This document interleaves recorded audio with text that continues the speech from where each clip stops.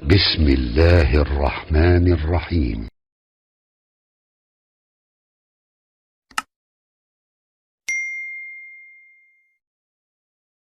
Muslimin muslimat, artinya apa? Orang yang ingin mencari ketenangan jiwa, dia pergi ke danau, dia pergi ke pantai, dia pergi ke bukit, tapi apa yang dia dapat? Maksiat, dosa, karena tempat-tempat wisata dipenuhi dengan perbuatan maksiat. Tapi apa yang terjadi di tempat kita? Sebelum sampai di sebelah kanan, saya lihat hotel yang tinggi, tertulis hotel syariah. Bahkan sampai di sini saya tanya, tamu-tamu di mana? Ditempatkan di tempat yang terjaga. Fasilitas hotel, tapi iman, mata terjaga. Saya ustadz tapi manusia biasa. Kalau ceramah di beberapa kota, saya ditempatkan di hotel. Hotelnya tinggi. Saya kadang di lantai 9, lantai 8. Sengaja dibuat tinggi-tinggi supaya yang mau foto sesak napas naik ke atas. Begitu masuk di lift, mau turun ke bawah, kita serba salah. Sudah pakai peci, pakai sorban, pakai koko, pakai kain sarung. Di dalam lift ada orang besar pakai baju kekecilan, orang kecil pakai baju kebesaran.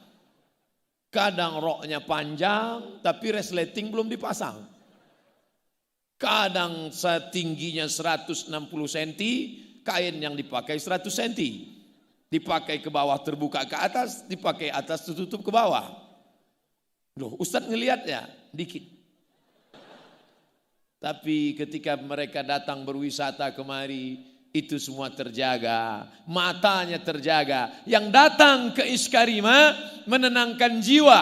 Dari mulai Syekh Muwaffaq, mursyid tariqat Syaziliyah, sampai birokrat duta besar Saudi Arabia datang kemari. Untuk apa? Melihat suasana perbukitan, sawah, air mengalir, mendengar kicau burung, menyaksikan suasana yang indah. Tapi di samping itu jiwa mereka, spiritual mereka, jiwa darah daging mereka tenang. Kenapa?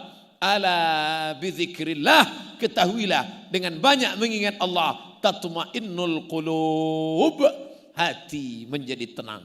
Ternyata ketenangan bukan didapat karena makanan, karena ketenangan bukan di perut, ketenangan bukan didapat lewat minuman, karena ketenangan bukan di tenggorokan leher, tapi ketenangan berada di dalam hati. Di mana letak tenang? Ayatnya dibacakan ananda kita tadi. Huwallazi anzala sakinata. Dia yang menurunkan ketenangan. Kemana?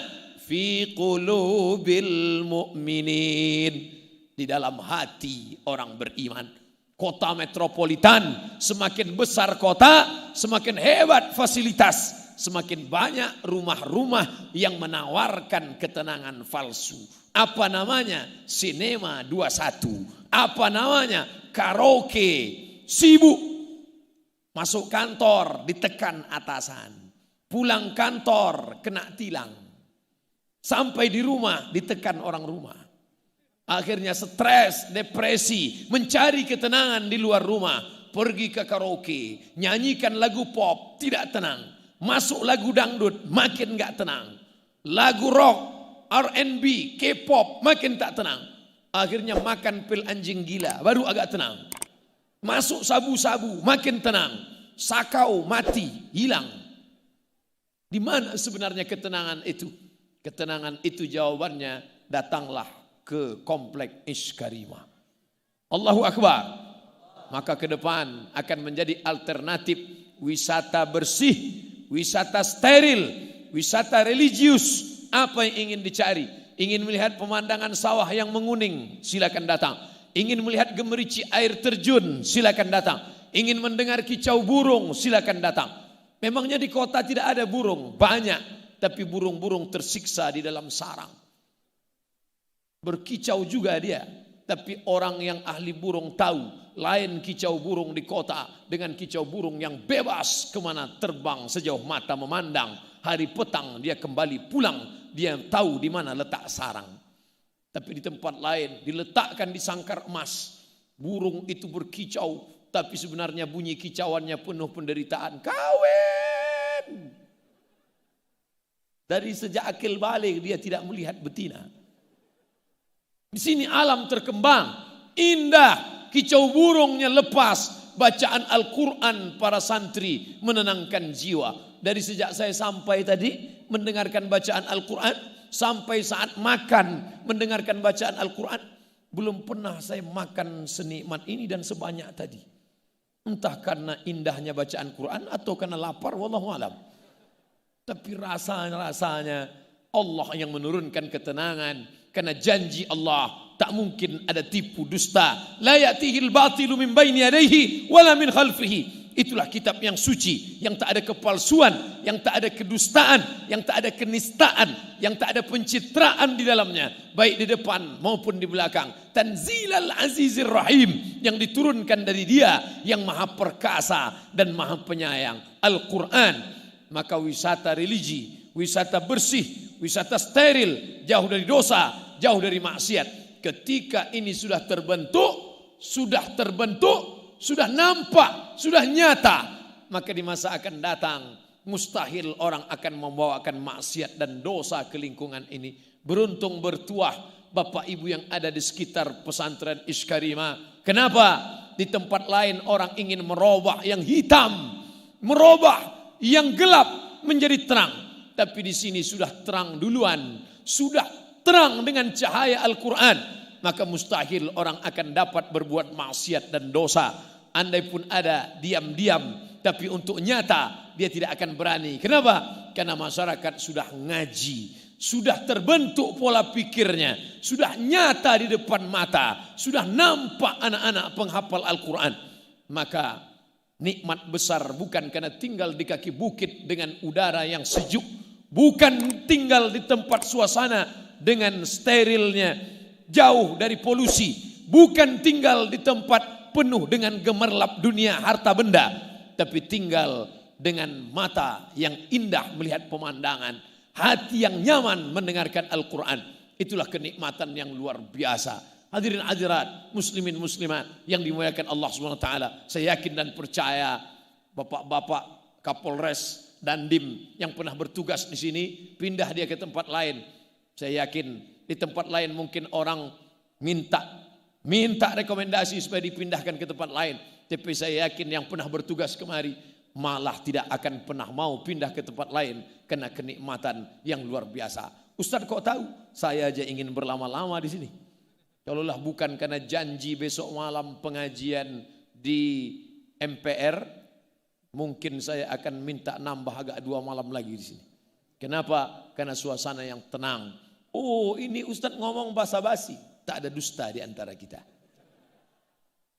Di tempat lain kita merasa tenang, nyaman, dingin, adem, ayam. Ternyata AC-nya kencang. Tapi di sini AC saya matikan. Tenang, sejuk, pikiran lapang, bauh mata memandang anak-anak membaca Al-Quran, penuh dengan sopan santun, adab. Anak-anak mencium tangan. Saya merasa tangan saya yang penuh bergelimang dosa tak layak mereka cium. Mereka hafal Al-Quran, 30 juz di kepala mereka. Sedangkan Abdul Somad juz 30 pun kadang-kadang hilang-hilang timbul. Tak layak.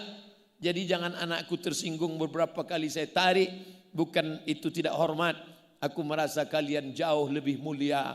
Makanya mudah-mudahan dengan berceramah di sini, wasiqal ladzina taqau ilal jannati zumara walladzina taqau wasiqal ladzina taqau rabbahum. Orang-orang yang takut kepada Allah nanti masuk ke dalam surga itu bukan sendirian, zumara, berkelompok-kelompok, berjamaah. Ternyata yang masuk surga itu berjamaah dan nanti dipanggil jamaah. Jamaah mana yang duluan? Dipanggil oleh malaikat. Berikut ini jamaah yang pertama, jamaah Iskarima. Masuk. Yang pertama masuk pendiri, almarhum. Yang kedua pengurus yayasan, ketua, sekretaris, bendahara. Lalu semuanya masuk. Security masuk juga. Pas di barisan terakhir ada Ustadz Somad. Malaikat nanya, ini dari Iskarima, bukan dari Riau. Loh, kok gabung di sini? Pernah ceramah sekali, silakan masuk. Itulah gunanya kita menggabungkan diri dengan orang soleh-soleh. Walaupun saudaraku di tengah sawah di belakang, walaupun tidak kelihatan, saya tidak tahu betul di mana batas jamaah ini, saking gelapnya. Tapi insya Allah semua yang ikut di sini mendapatkan syafaat dari para penghafal Al-Quran ini insya Allah. Tapi jangan gara-gara ini besok nggak sholat subuh lagi. Dibangunkan sama istri sama ibunya, mas sholat subuh. Insya Allah sudah dapat syafaat dari para pelajar Iskarimah. Belum. Karena syafaat orang beriman dalam hadis yang panjang tentang syafaat lebih 1 lembar dalam kitab Al-Lu'lu' wal Marjan fi martafaqa alaihi syaikhan. Sahih Bukhari, Sahih Muslim digabungkan jadi 2 oleh Syekh Muhammad Fuad Abdul Baqi. Syafaat Nabi Muhammad sudah, syafaat Al-Quran sudah, syafaat malaikat sudah, syafaat Allah sudah. Ternyata ada syafaat orang yang beriman. Para penghafal Quran ini ketika diperintahkan Allah masuk ke dalam surga. Hai para penghafal Quran yang soleh-soleh, masuk kalian ke dalam surga.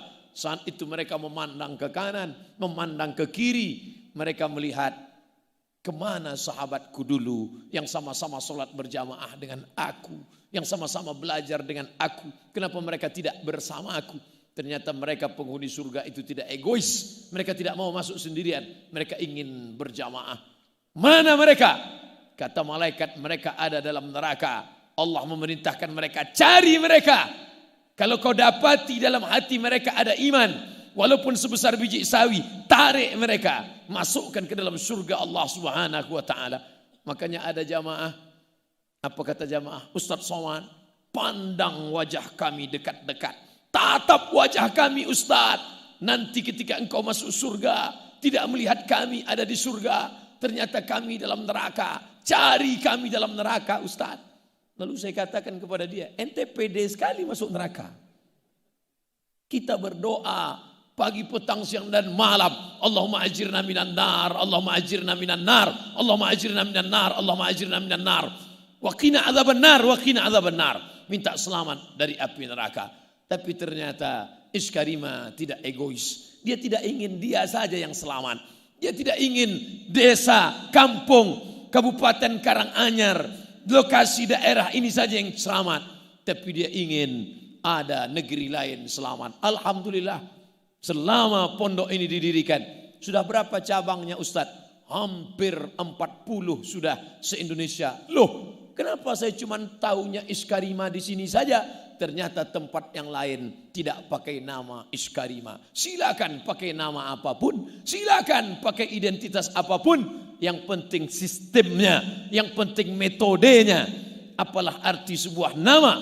Nama bisa pakai nama siapa saja, nama apa saja, tapi sistem dipakai. Masya Allah, tabarakallah. Baru sekitar puluhan tahun sudah begitu banyak cabangnya. Kita bermimpi 100 tahun di masa akan datang akan ada 1000 Iskarimah, 1.000.000 Iskarimah di dunia ini insya Allah. Allahu Akbar.